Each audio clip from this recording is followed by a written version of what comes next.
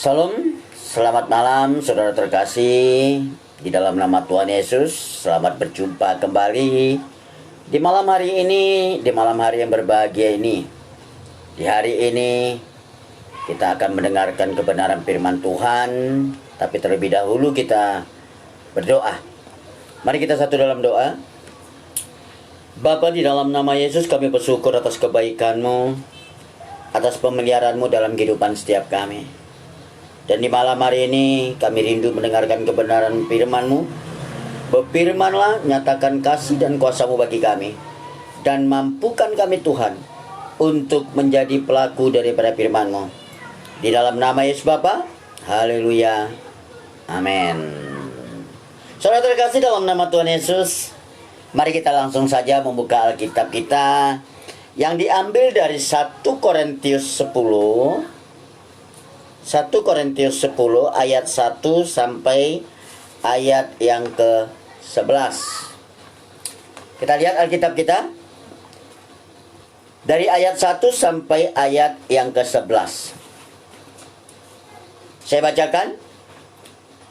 Aku mau supaya kamu mengetahui, saudara-saudara, bahwa nenek moyang kita semua berada di bawah perlindungan awan, dan bahwa mereka semua telah melintasi laut.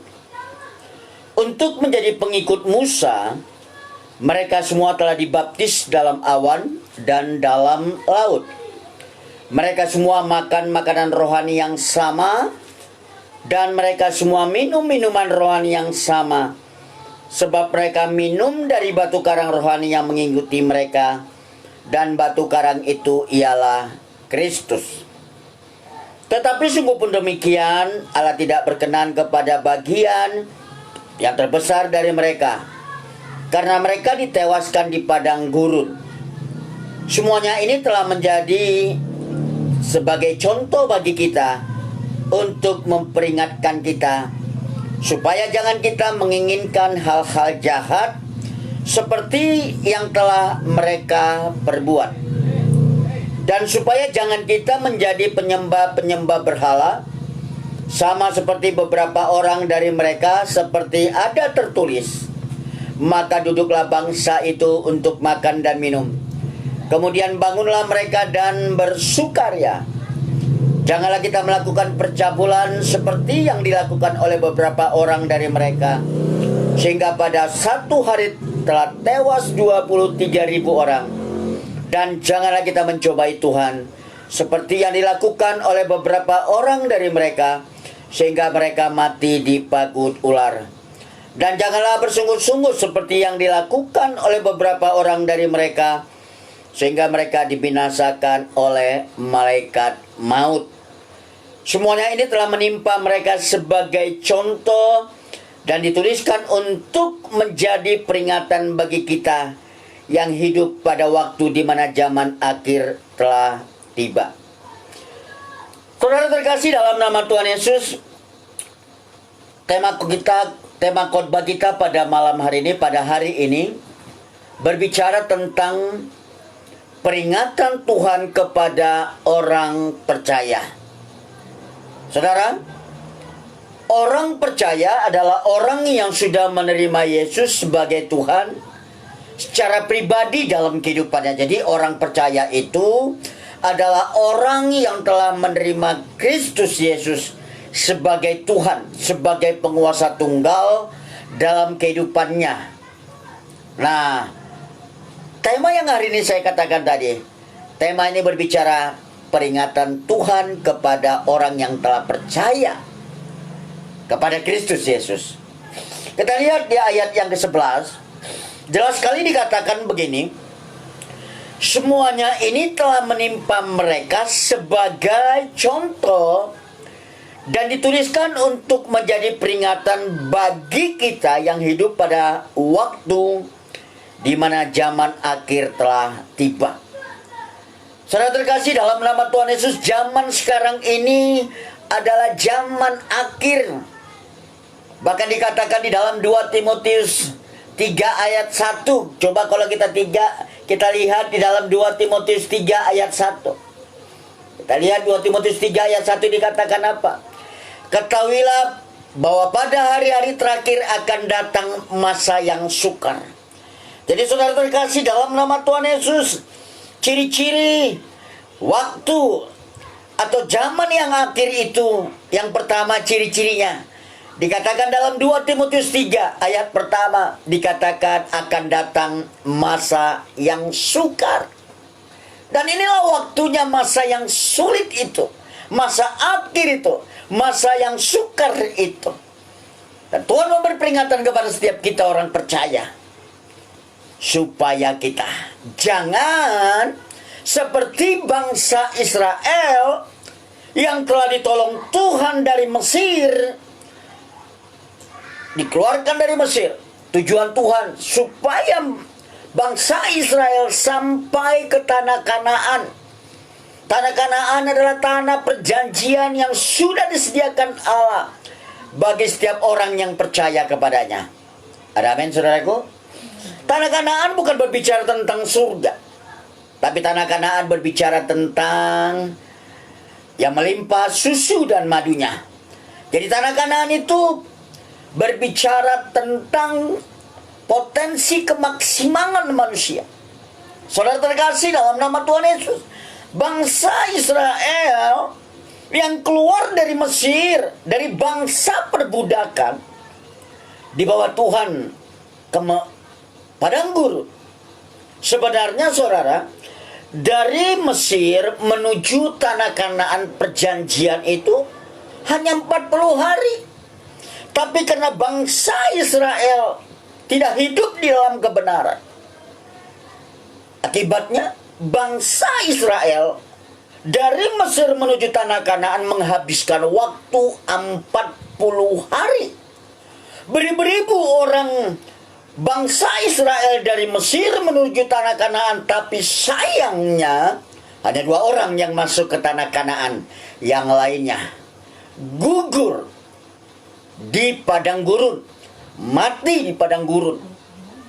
Maka daripada itu saudara terkasih, ini menjadi peringatan bagi setiap kita orang percaya, supaya jangan kita mengalami hal yang sama seperti yang dialami bangsa Israel yang keluar dari Mesir menuju Kanaan.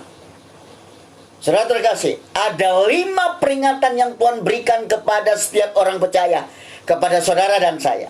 Sekali lagi saya katakan, ada 5 peringatan yang Tuhan berikan kepada saudara dan kepada saya sebagai orang percaya. Dan peringatan ini yang Tuhan inginkan supaya tidak kita lakukan kesalahan yang sama seperti yang dilakukan oleh bangsa Israel. Kalau begitu apa peringatan yang Tuhan berikan kepada orang percaya itu? Coba kita lihat di dalam 1 Korintus 10 ayat yang ke-6-nya. 1 Korintus 10 ayat yang ke-6. Saya bacakan. Semuanya ini telah terjadi menjadi contoh bagi kita untuk memperingatkan kita supaya jangan kita menginginkan hal-hal yang jahat seperti yang telah mereka perbuat. Jadi ayat firman Tuhan ini memperingatkan kita supaya kita jangan melakukan hal-hal jahat seperti yang dilakukan bangsa Israel yang keluar dari Mesir menuju kepada tanah Kanaan itu. Ada amin, saudaraku? Kira-kira perbuatan jahat apa yang dilakukan bangsa Israel pada saat itu? Mungkin saudara berkata begini, mungkin saudara berkata begini, mereka, kejahatan yang mereka lakukan mungkin perampokan, pembunuhan, mungkin pemerkosaan, mungkin itu. Menurut kita, perbuatan jahat dan menurut Tuhan tentang definisi berbuat jahat itu berbeda, saudaraku. Memang berbuat jahat itu contohnya seperti membunuh, merampok, menipu, mencuri, memperkosa, ya, banyak lagi hal-hal yang lain. Itu adalah perbuatan jahat. Benar, saya setuju itu. Dan Tuhan juga setuju itu. Tetapi ada hal yang lain yang lebih daripada itu, Yang kadang-kala kita nggak mengerti. Tapi Tuhan tahu itu. Berbuat jahat yang menurut Tuhan itu adalah seperti ini. Segala sesuatu yang kita lakukan, yang tujuannya hanya untuk menyenangkan diri sendiri, itu jahat di mata Tuhan. Ada amin, saudara? Sekali lagi saya katakan, berbuat jahat menurut Tuhan adalah kita melakukan segala sesuatu yang tujuannya untuk memuaskan diri kita sendiri. Itu jahat di mata Tuhan. Karena apa? Itu adalah jenis kejahatan keegoisan, mementingkan diri sendiri atau egois. Itu jahat di mata Tuhan. Karena begini, saudara, coba kita lihat di dalam Markus 8 ayat 34. Kita lihat Markus 8 ayat 34. Saya bacakan. Lalu Yesus memanggil orang banyak dan murid-muridnya dan berkata kepada mereka, setiap orang yang mau mengikut aku, ia harus menyangkal dirinya, memikul salibnya, dan mengikut aku. Artinya begini, saudara. Mau mengikut Yesus ada syaratnya. Apa syaratnya? Jelas dikatakan syarat mengikut Yesus adalah menyangkal diri, memikul salib, dan mengikut aku. Saudara tahu nggak apa arti daripada menyangkal diri? Menyangkal diri itu artinya adalah mengutamakan kehendak Tuhan daripada kehendak diri kita sendiri. Jadi apapun yang kita perbuat, biarlah semuanya membawa kemuliaan bagi nama Tuhan. Maka Alkitab katakan dalam Kolose 3 ayat 20, Kolose 3 ayat 23 dikatakan, apapun yang kamu perbuat, perbuatlah dengan segenap hatimu seperti untuk Tuhan, bukan untuk manusia. Ada amin? Maka dari itu saudara terkasih di dalam nama Tuhan Yesus, marilah saudara mulai hari ini kita berfokus melakukan segala sesuatu hanya untuk membawa kemuliaan bagi Tuhan. Karena begini, dalam 2 Korintus 5 ayat 15 dikatakannya begini. Karena Kristus telah mati untuk semua orang. Jadi Kristus mati di atas kayu salib itu untuk semua orang, bukan hanya untuk kematian Kristus di kayu salib untuk semua orang. Supaya di ayat 2 Korintus 5 ayat 15 dikatakan, supaya mereka yang hidup tidak lagi untuk dirinya sendiri, tetapi untuk Dia yang telah mati dan dibangkitkan untuk mereka. Maksudnya begini, Yesus mati di kayu salib tujuannya supaya apa? Supaya kita tidak hidup lagi untuk diri kita, tetapi untuk Dia. Semua yang kita lakukan hidup ini hanya untuk membawa kemuliaan bagi nama Tuhan. Ada amin, saudaraku? Maka dari itu saudara terkasih, mulai hari ini marilah kita berfokus untuk melakukan segala sesuatu hanya untuk membawa kemuliaan bagi nama Tuhan. Yang kedua, apa peringatan Tuhan kepada setiap orang percaya? Kita lihat dalam 1 Korintus 10 ayat 7.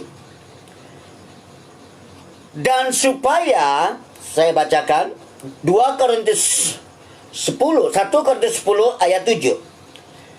Dan supaya jangan kita menjadi penyembah-penyembah berhala, sama seperti beberapa orang dari mereka, seperti ada tertulis. Maka duduklah bangsa itu untuk makan dan minum, kemudian bangunlah mereka dan bersukaria. Saudara terkasih dalam nama Tuhan Yesus, yang kedua peringatan yang Tuhan berikan kepada orang percaya adalah supaya jangan kita menjadi penyembah-penyembah berhala. Saudara tahu nggak apa definisi daripada penyembah berhala?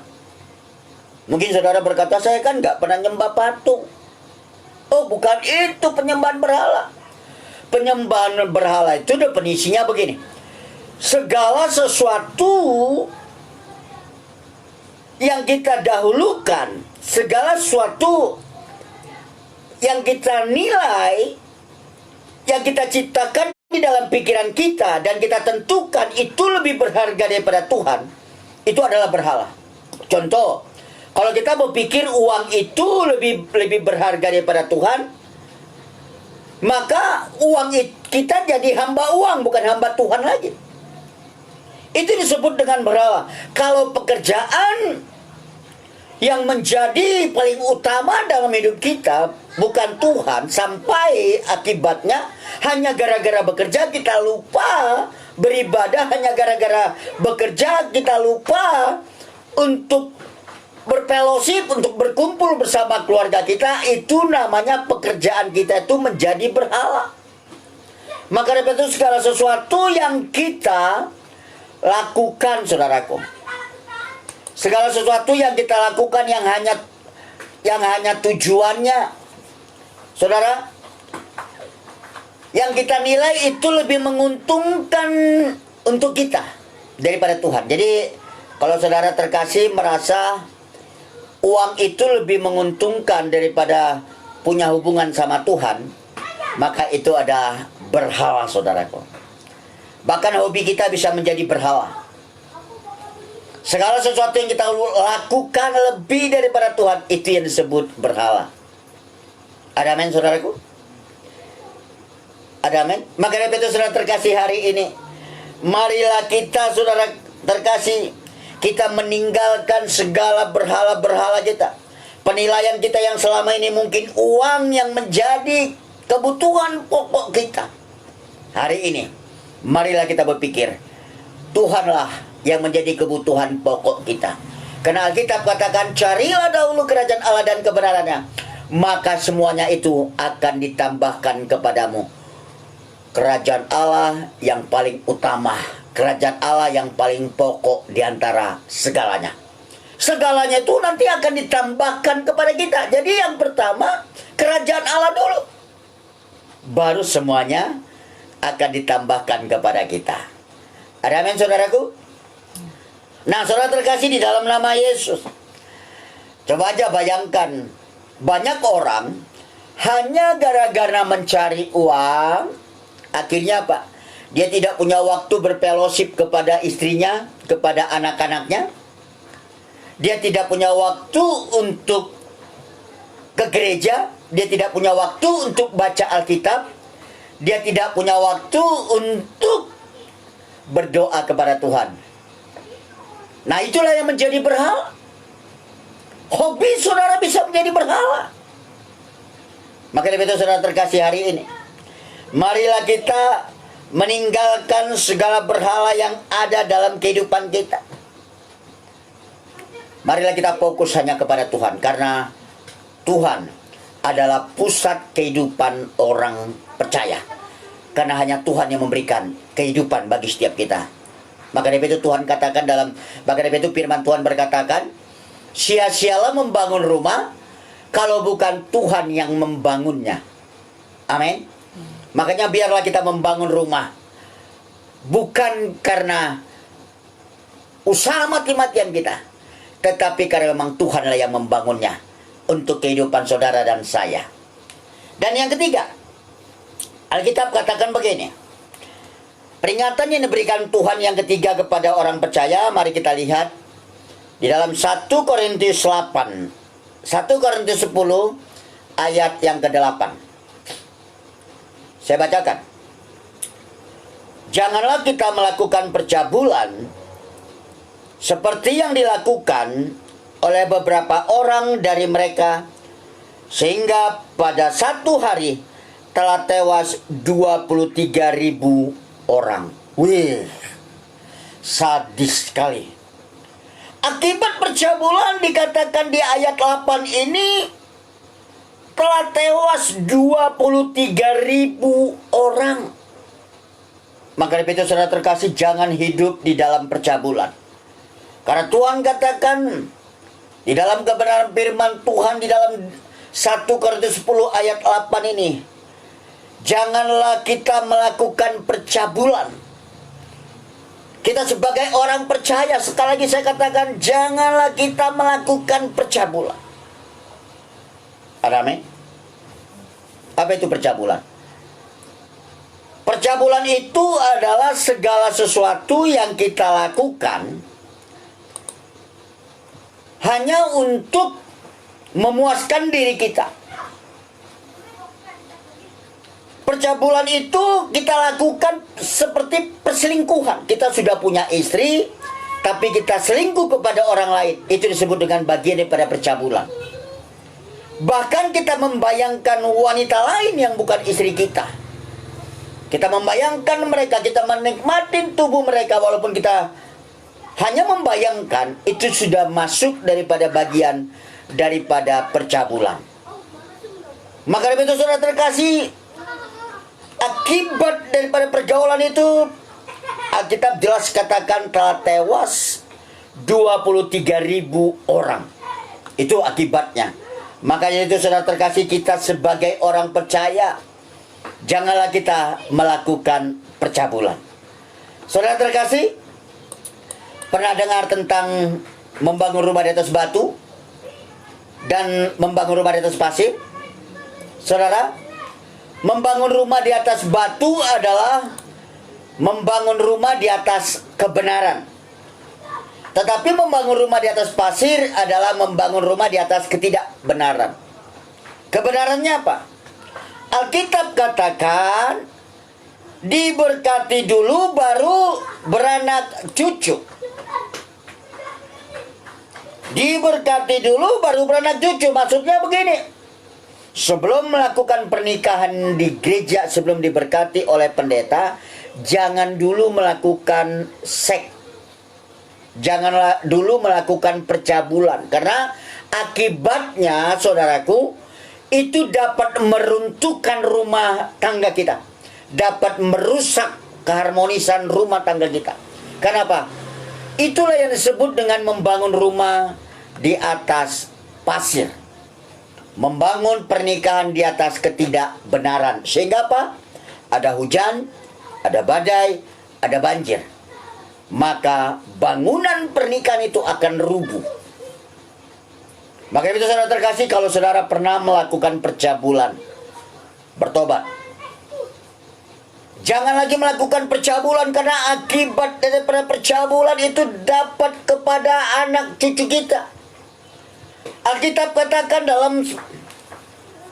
Alkitab katakan saudaraku di dalam Ratapan 5 ayat 7. Coba kita lihat. Dalam Ratapan 5, kitab Ratapan 5 ayat 7, apa dikatakan? Bapak-bapak kami berbuat jahat, mereka sudah tidak ada lagi, tapi kami yang menanggung kedurjanaannya. Jadi kalau kita tidak bertobat, saudaraku, Alkitab katakan apa yang dilakukan bapak itu akan berakibat kepada anak-anaknya. Bapak yang melakukan percabulan akan turun dosa perzinahan, dosa percabulan kepada anak-anaknya. Akan turun dosa kawin cerai kepada anak-anak.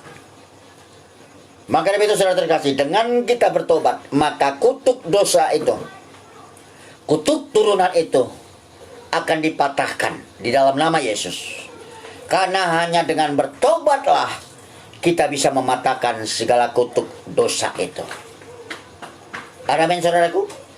Maka saudara terkasih di dalam nama Tuhan Yesus, hari ini kita harus mengambil keputusan supaya kita tidak lagi hidup di dalam percabulan seperti yang sudah dilakukan oleh bangsa Israel pada saat itu, sehingga telah tewas 23.000 orang.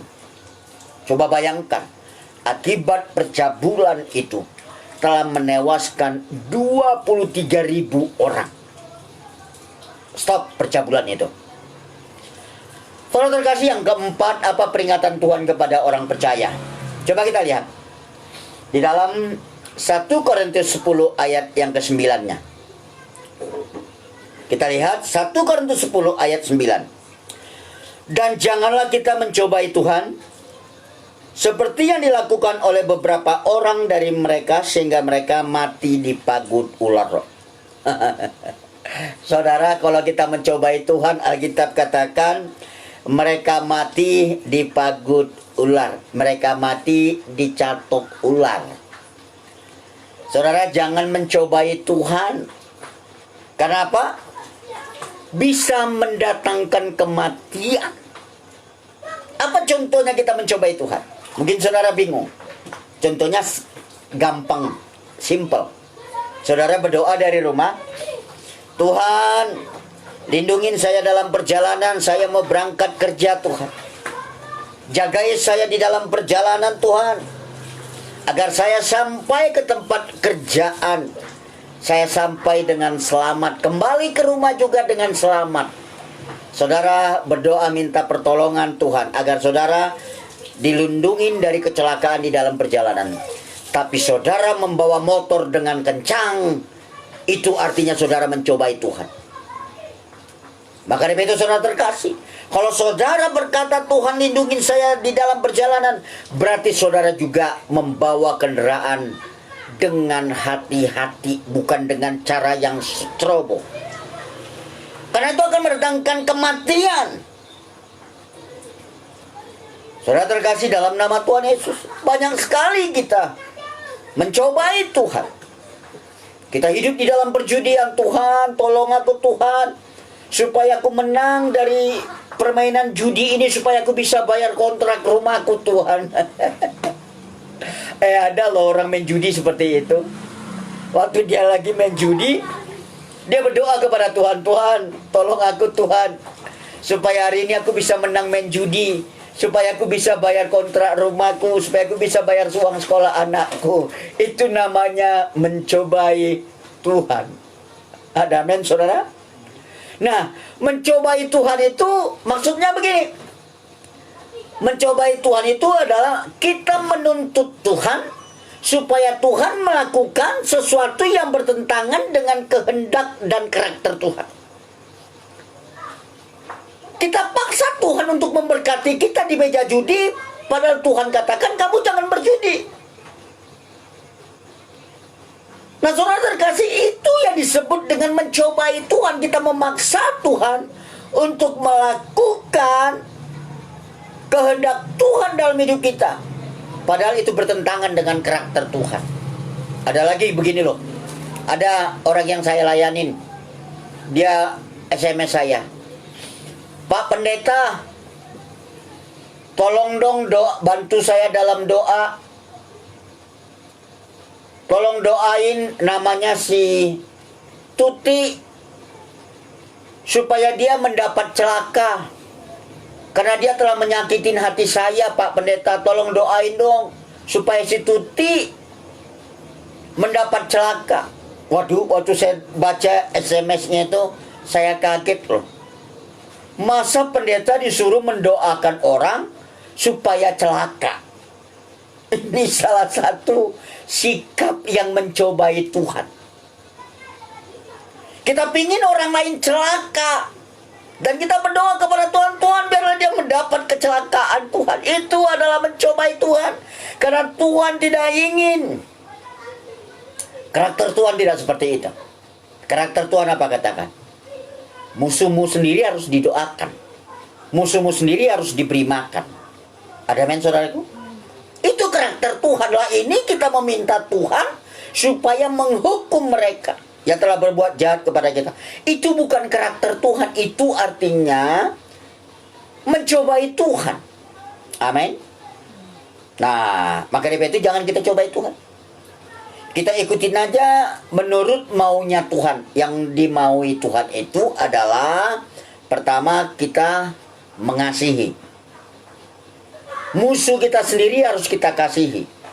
Bahkan musuh kita sendiri harus kita beri makan supaya mereka bertobat, bukan supaya mereka binasa, karena Tuhan tidak menginginkan ada kebinasaan. Amin saudaraku. Amin. Nah saudara terkasih, di dalam poin yang kelima, peringatan Tuhan kepada orang percaya, kita lihat di dalam 1 Korintus 10 ayat yang ke-10. 1 Korintus 10 ayat yang 10. Dan janganlah bersungut-sungut seperti yang dilakukan oleh beberapa orang dari mereka, sehingga mereka dibinasakan oleh malaikat maut. Saudara, janganlah bersungut-sungut. Tahu nggak saudara apa lawan kata daripada bersungut-sungut? Atau apa arti daripada bersungut-sungut? Tahu nggak saudara apa arti daripada bersungut-sungut? Bersungut-sungut adalah tindakan yang tidak bersyukur atas apa yang terjadi di dalam hidupnya. Jadi orang yang bersungut-sungut itu adalah orang yang tidak tahu bersyukur. Yang Tuhan inginkan kepada kita supaya kita tetap bersyukur dalam segala apapun yang terjadi dalam hidup kita. Karena itulah yang dikatakan di dalam 1 Tesalonika 5 ayat yang ke-18. Kita baca. Mengucap syukurlah dalam segala hal, sebab itulah yang dikehendakin Allah di dalam Kristus Yesus bagi kamu. Jadi mengucap syukur itu adalah kehendak Allah. Di dalam segala hal kita harus mengucap syukur. Di dalam penderitaan sekalipun kita harus mengucap syukur. Ada amin? Amin. Jadi waktu kita bersungut-sungut, dikatakan di dalam Alkitab yang kita baca di dalam 1 Korintus 10 ayat 10 tadi, mereka akan dibinasakan oleh malaikat maut. Artinya kalau kita bersungut-sungut, kalau kita tidak bersyukur, kita akan hidup di dalam kebinasaan, kita akan hidup di dalam penderitaan. Gak ada orang yang bersyukur hidupnya menderita. Orang yang bersungut-sungutlah yang hidupnya selalu menderita. Orang yang bersyukur itu selalu berkata apa? Terima kasih Tuhan atas berkat-Mu yang kuterima hari ini. Walaupun dikit dia terima, tetap dia mengucap syukur daripada tidak ada. Tapi orang yang bersungut-sungut selalu berkata, kenapa cuman ini Tuhan? Kenapa cuman ini Tuhan? Apalagi kondisi seperti sekarang ini yang lagi sulit cari uang. Wah, saya banyak ketemu sama orang. Waduh, semua mayoritas bersungut-sungut. Tidak pernah bersyukur. Padahal kita lihat kenyataannya sampai hari ini. Buktinya saudara dan saya masih bisa hidup. Saudara dan saya masih bisa makan. Padahal kita tidak mencari uang. Saya 3 bulan tidak bekerja. Bukan karena saya malas. Tapi memang karena tempat saya buka usaha tidak diperbolehkan dan tidak ada orang lewat karena virus corona ini. Tapi buktinya saya makan, saya bayar rumah, saya sekolahkan anak, saya bayar uang sekolah anak, saya bayar uang istri, semuanya buktinya bisa dicukupin. Dari mana itu bisa terjadi?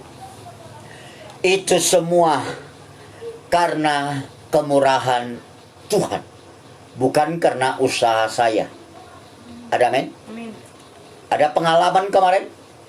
Di saat keuangan kami, kemarin istri saya berkata, 2 minggu yang lalu, istri saya berkata kepada saya, Papa uang kita tinggal 100.000. Lalu, saya mau beli sabun, mau beli ini, beli itu. Oke, silakan dibelanjakan. Setelah belanja, sabun, odol, dia beli telur 2 kilo. Pulang belanja saya tanya, ada berapa lagi sisa uang kita? Ada 15.000 lagi Pak. Kita syukurin aja. Walaupun sisa uang kita ada 15.000, kita syukurin aja. Jangan bersungut-sungut. Karena itulah dikehendakin Allah di dalam Kristus Yesus bagi saudara dan saya. Nah setelah itu, saya pegang handphone, saya cek tanpa iseng-iseng, saya cek saldo saya. Padahal kemarinnya baru saya cek saldo saya, ada nilainya 27.000. Nah pada saat itu saya cek saldo saya kaget. Kok ada angka 5 di depannya? Saya kucek mata saya, ada 527. Yang saya tahu saldo saya cuma 27.000. Setelah saya cek benar saldonya 27.527. Akhirnya saya katakan kepada istri, Ma, ada yang memberkati kita, cuman dia nggak mungkin dia nggak mau sebut namanya. Dia ada transfer 500.000, puji Tuhan. Sampai sekarang saya nggak tahu siapa yang transfer. Saya pergi ke Alfamart, istri saya belanja kebutuhan rumah tangga. Lalu ada ATM saya Mandiri. Di sebelah BCA ada Mandiri. Setelah saya ambil uang yang 500 tadi, saya cek ATM Mandiri saya. Dan yang saya tahu ATM Mandiri saya saldonya di bawah 100. Pas saya cek, ada 590. Berarti ada uang masuk 500. Saya nggak tahu. Sampai hari ini saya tidak tahu siapa yang memberi uang itu. Dan saya bukan orang yang suka minta uang sama orang lain. Saya hanya berdoa kepada Tuhan, Tuhan kami butuh makan. Berilah kami pada hari ini makanan kami yang secukupnya. Puji Tuhan, Tuhan dengar doa itu. Dengan berbagai macam cara Tuhan menolong kami untuk kami bisa hidup sampai hari ini. Dan kami tidak pernah kekurangan sedikit pun. Amin, saudaraku. Dan saya yakin saudara juga mengalami hal yang sama seperti saya. Karena pemeliharaan Tuhan bagi orang percaya itu pasti. Firman Tuhan katakan, aku tidak pernah meninggalkan engkau. Aku tidak akan membiarkan engkau. Itu janji Tuhan. Dan Tuhan buktikan. Karena dia adalah Immanuel, Allah yang selalu menyertai orang percaya. Tuhan yang selalu menyertai umatnya. Ada amin, saudaraku? Amin. Nah, pada saat kemarin uang sudah mau habis lagi. Waktu saya tanya istri saya uang yang 1 juta itu. Pak, uangnya tinggal dikit lagi.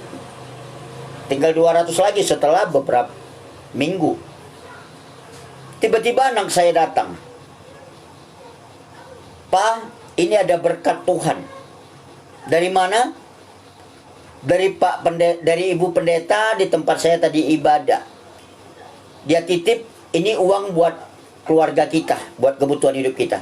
Saya tidak pernah menghubungin ibu pendeta itu untuk minta uang. Anak saya juga saya larang untuk minta-minta. Tapi Tuhan pakai ibu pendeta itu untuk memberkati kami sehingga kami tetap dicukupkan. Dan sampai hari ini kami masih dicukupkan Tuhan. Amin. Amin. Kalau kita bersyukur, saya yakin dan percaya, kita tidak akan binasa. Kalau kita tetap bersyukur, saya yakin dan percaya, pasti Tuhan akan mencukupkan segala kebutuhan hidup kita. Maka dari itu, jangan bersungut-sungut. Karena bersungut-sungut akan membuat kita menderita. Kalau ada problem masalah yang kita hadapi, mari kita berkata, segala perkara dapat kutanggung di dalam Dia yang memberikan kekuatan bagiku. Ada amin, saudara? Kesimpulan pada hari ini, dalam khotbah saya ini, kesimpulannya adalah, ada 5 perintah, ada 5 peringatan Tuhan kepada orang percaya, kepada saudara dan saya. Yang pertama, peringatan yang pertama, dia katakan jangan menginginkan hal-hal yang jahat. Artinya, jangan menjadi orang yang egois. Karena apa? Keegoisan mendatangkan malapetaka. Sesuai dengan dikatakan Yakobus 3 ayat 16. Yang kedua, dikatakan janganlah. Dikatakan supaya kita jangan menjadi penyembah berhala. Tapi tetaplah percaya kepada Allah. Pelayanan bisa menjadi berhala. Uang bisa menjadi berhala. Hobi bisa menjadi berhala. Nonton TV bisa menjadi berhala. Segala sesuatu yang kita nilai lebih berharga daripada Tuhan, itu adalah berhala. Jangan menjadi penyembah berhala, tetapi jadilah penyembah Tuhan di dalam roh dan kebenaran. Ketiga, dikatakan janganlah kita melakukan percabulan. Jangan melakukan percabulan, apalagi yang sudah berkeluarga. Jangan melakukan percabulan. Jangan berzina. Jangan selingkuh. Jangan. Amin. Dan yang keempat, dikatakan apa? Dikatakan janganlah kita mencobai Tuhan. Amin. Yang kelima, yang terakhir, dikatakan apa? Jangan bersungut-sungut, tetapi mengucap syukurlah dalam segala perkara, karena itulah yang dikehendaki Allah di dalam Kristus Yesus Tuhan kita. Tuhan Yesus memberkati. Shalom. Semoga kebenaran firman Tuhan ini bisa memberkati kita dan menjadi rema dalam hidup kita, sehingga hidup kita tidak menjadi seperti hidup bangsa Israel yang mati di padang gurun. Tuhan Yesus memberkati. Mari kita berdoa. Bapa di dalam nama Tuhan Yesus, kami bersyukur atas kebenaran firman-Mu yang sudah kami dengar. Kebenaran firman-Mu membukakan hal yang baru bagi kami, sehingga kami mengerti dan memahami tentang kehidupan yang nyata dalam kehidupan ini. Peringatan yang Tuhan berikan menyadarkan kami, sehingga kami harus hidup di dalam kebenaran-Mu. Terima kasih Bapa, ampuni kami atas dosa dan pelanggaran kami. Bawa kami selalu ke dalam pertobatan. Di dalam nama Yesus, berkati jemaat-Mu yang sudah mendengarkan kebenaran firman Tuhan ini. Berkati Peri yang kakinya masih sakit. Sembuhkan sakit penyakitnya di dalam nama Yesus. Di dalam nama Yesus, berkatin istri dan anak-anaknya. Berkatin Nang Uda Adi. Berkati dalam setiap aktivitasnya, berkati kesehatannya. Berkati juga saudaraku yang saya tidak tahu siapa saja yang menonton pada hari ini. Tapi tadi ada Bapak Nasir sebagai Bapak rohani kami dari Gereja Kristus Apostolik. Aku memberkatinya. Bersama ibu, bersama seluruh keluarga. Bersama Gereja Kristus Apostolik yang ada di Indonesia ini. Berkati juga Tuhan teman-teman nanti yang akan mendengarkan kebenaran firman Tuhan ini. Termaksud saudara terkasih yang ada di lapas Gunung Sindur dalam berkat pemeliharaan Tuhan. Terima kasih Bapak, berkati bangsa Indonesia.